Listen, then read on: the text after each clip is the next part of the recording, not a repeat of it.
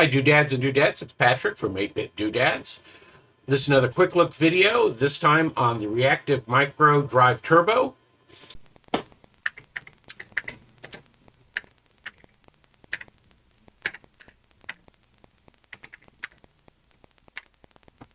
Say kids, what time is it?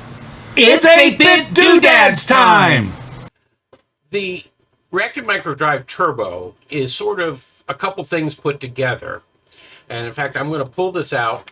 And this is the standard card, which has an IDE interface. So in theory, you could plug this into an IDE drive if you could power it from inside your computer. But they happen to include an IDE to CF card interface that you see on here with a standard CF card. And in fact, their interface has space for, this one has space for one card. They have another one that has a space for two CF cards. The Drive Turbo supports both Smart Port, Apple II Smart Port interface, and block devices. You can set it up in either form. I'm going to do another video later talking about what's the difference between a block device and a Smart Port device. Smart Port is more common, and there's a bunch of operating systems that support it more readily, where there are some that actually want to see a block device.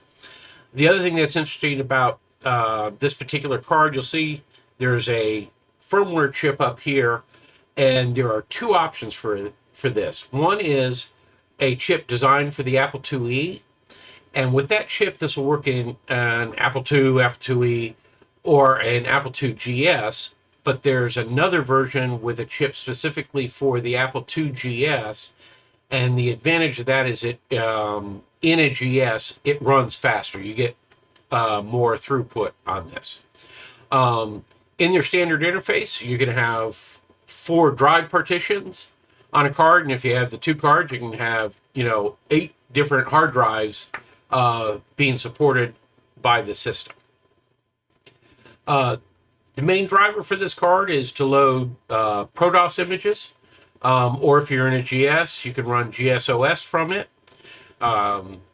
It supports on ProDOS and the boot image on a GS, 32 megabyte drive volumes, if you will, or partitions.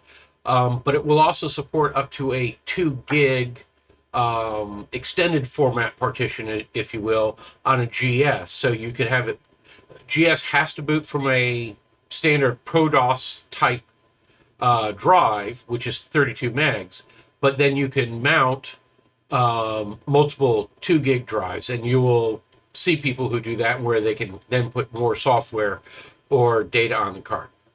If you like this video, be sure to click the like button and subscribe to our channel, and look forward to a review of this and it running in both of those systems.